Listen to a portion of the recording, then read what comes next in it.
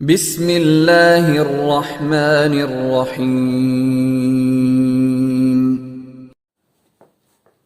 अस्सलाम वालेकुम dear students, मोअज़्ज़ज़ असातिज़ा किराम और सभी चाहने वालों को मेरी तरफ से अस्सलाम वालेकुम। उम्मीद है आप सब खैर खैरियत से होंगे, खुश व खुर्रम होंगे, ठीक ठाक होंगे और अल्लाह ताला के दिए हुए रिज़्क़ से दीगर लोगों में सानियाँ तकसीम कर रहे होंगे। आज के वीडियो लेसन में तो सबसे पहले जो है वो मैं शुक्रिया अदा करता हूँ अपने उन तमाम सब्सक्राइबर्स का जिन्होंने मेरे 1000 सब्सक्राइबर करवाने में मेरी हेल्प की, मुझे पसंद किया, मुझे सराहा और मुझे अपने मुफीद मशवरों से आगाह किया। आप सबका तहे दिल से बहुत बहुत शुक्रिया।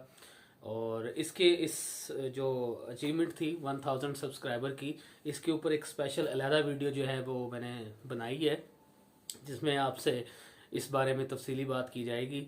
लेकिन तहे दिल से आप सबका मशकूर हूँ कि आपने मुझे इस मुकाम तक पहुँचाया। आज के लेसन की तरफ बढ़ते हैं। आज का लेसन नंबर है हमारा 4, ठीक है, और चैप्टर नंबर है हमारा 7 और आज का टॉपिक हमारा है पाकिस्तान के आबी ज़राए और आपाशी का मौजूदा निज़ाम। इसके ऊपर जो है हम वो गुफ्तगू करेंगे और इसके अंदर जो हमारे ज़राए हैं आपाशी के, बारिश, अनहार, ट्यूबवेल और कारेज़, और इसके साथ हम मुआहिदा सिंध तास, ये आज हम जो है वो कवर करेंगे। तो बगैर वक्त ज़ाया किए पेज नंबर 62 पे आ जाए आप और यहाँ से हम पढ़ते हैं। तो बिस्मिल्लाहिर्रहमानिर्रहीम। पाकिस्तान का निज़ाम आपाशी कई दरियाओं, आपाशी और राब्ता नहरों और पानी ज़ख़ीरा करने वाले डैमों के अलावा लाखों ट्यूबवेलों और हज़ारों आपाश खालों पर मुश्तमिल है। यानी हमारा जो निज़ाम आपाशी है वो इन चीज़ों पर मुश्तमिल है।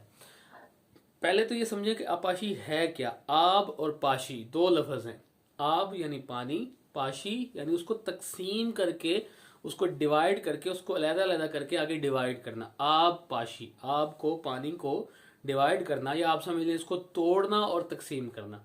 जैसे आपने सुना होगा संगपाशी यानी पत्थरों को तोड़ना, ठीक है, पत्थरों का टूटना, संगपाशी। और भी कई लफ्ज़ हैं जिसके एंड में पाशी लगता है और ये जो है वो लाके हैं। तो आब पाशी यानी आब को तोड़ना और तकसीम करना, उसकी तरसील करना, उसको डिवाइड करना, उसको आगे जो है वो भेजना। तो आब पाशी का ये मतलब है। अब आपाशी के ज़राए कौन से हैं, रिसोर्सेज कौन से हैं, इसके ऊपर भी यहाँ बात होगी। आगे लिखा हुआ है पानी की तरसील और लंबाई के नुक्ता नज़र से दुनिया का सबसे बड़ा निज़ाम आपाशी तस्वुर किया जाता है। जो पाकिस्तान का निज़ाम है, इसकी जो लेंथ है और इसका जो सिस्टमेटिक वे है वो सबसे बेहतरीन तस्वुर किया जाता है। आगे है अहम ज़राए आपाशी दर्जा ज़ैल है, यानी कौन कौन से वो ज़राए हैं, कौन कौन से वो सोर्सेज हैं इरीगेशन के, पानी पहुंचाने के। तो मैंने पहले भी बता दिया कि नंबर 1 है बारिश, नंबर 2 है अनहार यानी नहरें, नंबर 3 है ट्यूबवेल और नंबर 4 है कारेज। ये अब हम पढ़ते हैं। पहला आ रहा है जी बारिश, रेनफॉल। बारिश पानी की फराहमी का एक अहम कुदरती ज़रिया है। हमारे यहाँ मानसून की बारिशें ज़्यादा मशहूर हैं।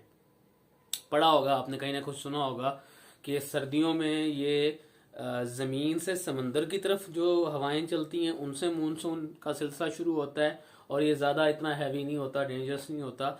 लेकिन गर्मियों के मौसम में ये जो अप्रैल से लेकर अगस्त तक का सिलसिला है, इसमें समंदर से खुश्की की तरफ जो हवाएं चलती हैं वो भी मानसून का सीज़न होता है और वो हैवी रेन का सीज़न होता है। इंडियन ओशंस की तरफ से पाकिस्तान में जो हवाएं दाखिल होती हैं, तो ये वो है। तो अब लिखा हुआ है कि हमारे यहाँ मानसून की बारिशें ज़्यादा मशहूर हैं। पहाड़ों पर होने वाली बारिशों और ग्लेशियर्स का पानी पिघल कर नदी नालों के जरिए दरियाओं में इकट्ठा हो जाता है और सारा साल इनको रवां रखता है।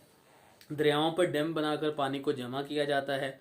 बैराजों से नहरें निकाल कर साल साल आपाशी और सनत के लिए इस्तेमाल में लाया जाता है।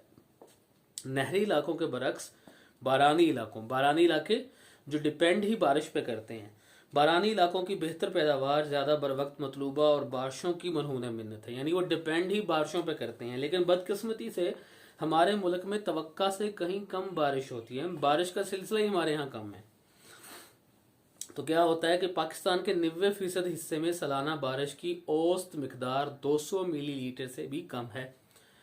अच्छा जी, सिर्फ 10% बलाई पहाड़ी इलाका ऐसा है जहां 500 मिलीमीटर से 1000 मिलीमीटर तक सालाना बारिश होती है। जो एवरेज है हमारी बहुत सारे एरिया पे, वो तो 200 मिलीमीटर है, लीटर है, ठीक है।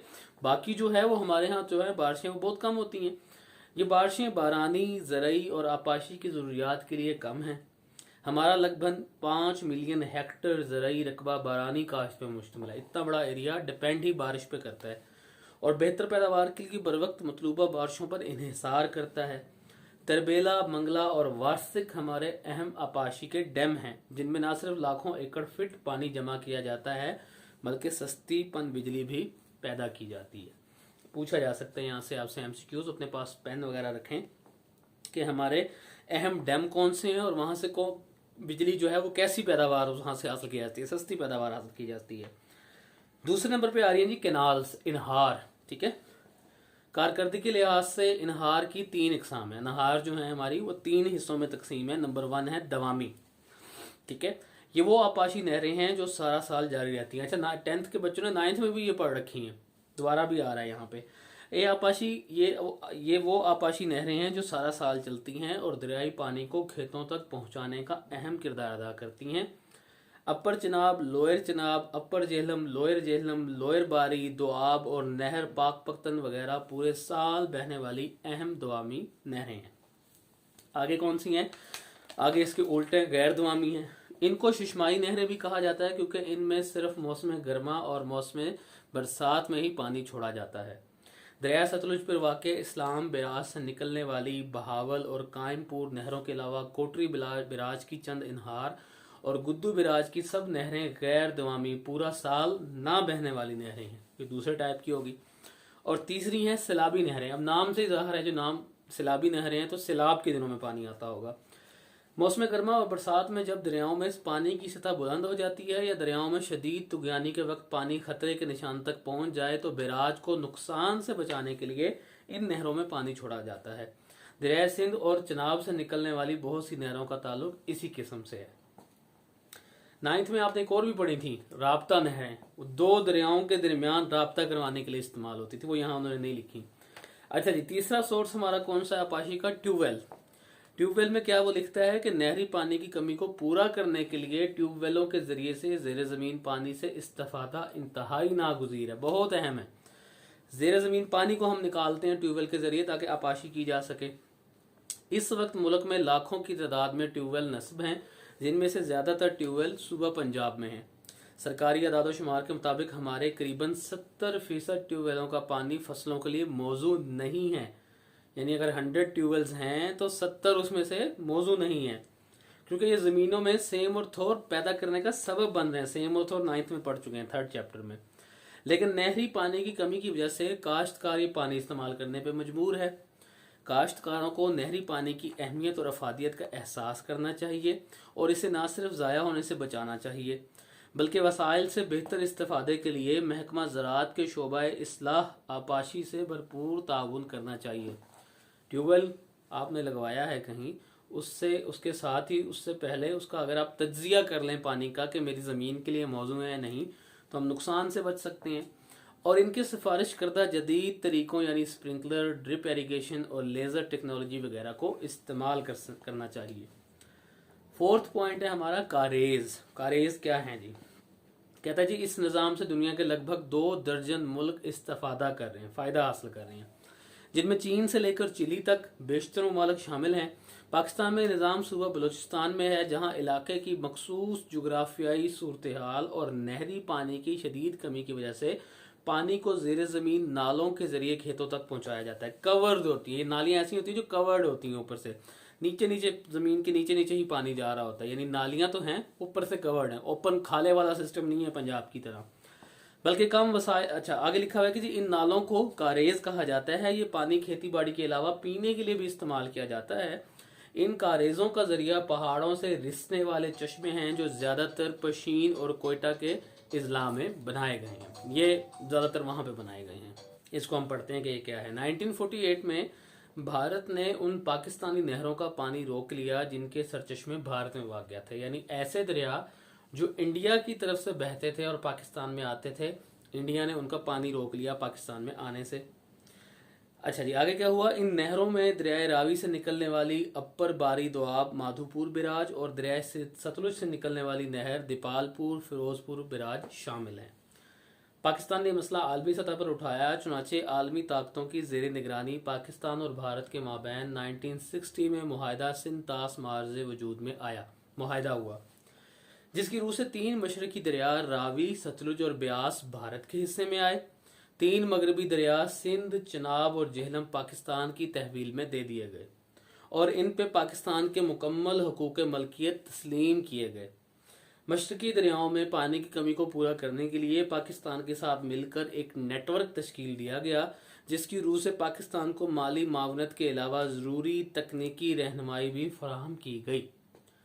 मशरकी दरियाओं में पानी की कमी को पूरा करने के लिए दर्ज झैल हिकमत अमली तश्कील दी गई। यानी कहने का मतलब है, ये एग्रीमेंट करवाया गया कि 3 दरिया इंडिया के कंट्रोल में रहेंगे, वो अपनी मर्जी से इसमें पानी को बहाव को रोकेगा या चलाएगा, और 3 दरिया पाकिस्तान के अंडर दे दिए गए। अब वो 3 दरिया जो चल रहे थे, उनसे वो दरिया जो नहीं चल पा रहे थे, जिनमें पानी नहीं था, उनमें पानी पहुंचाने के लिए क्या किया गया, वो नीचे इकदाम हैं। पहला है जी, दरिया जेहलम पर मंगला और दरिया सिंध पर तरबेला डैम की तामीर के अलावा 5 लाख एकड़ फीट पानी चश्मा बिराज पर स्टोर करना, ये काम किया गया। पुराने बिराजों की इस्लाह और मुनासिब जगहों पर नए बिराजों को तामीर करना, ये हुआ। दरियाओं को आपस में जोड़ने के लिए राब्ता अनहार को तामीर किया गया। अभी मैंने बताया था पीछे कि राब्ता नहरें भी होती थी, 9th में आपने पढ़ा है।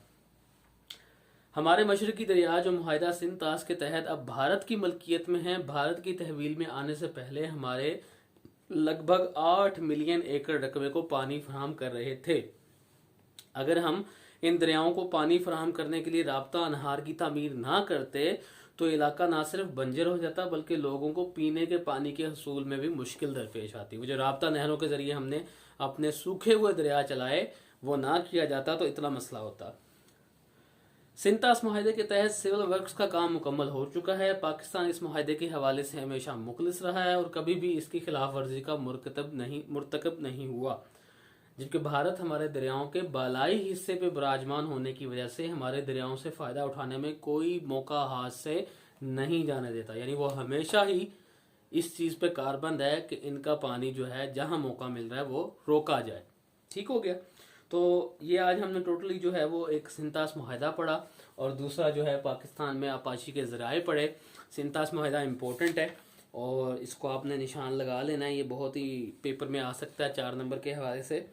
ठीक है, और कोई भी क्वेश्चन हो तो लाजमी पूछें, बिला झिझक पूछें। बहुत शुक्रिया आप लोगों का जो आप फीडबैक देते हैं, इतनी दुआएं देते हैं। अल्लाह ताला आपको अपने हिफ्ज़ व ईमान में रखे, जहाँ रहें खुश रहें। पाकिस्तान जिंदाबाद।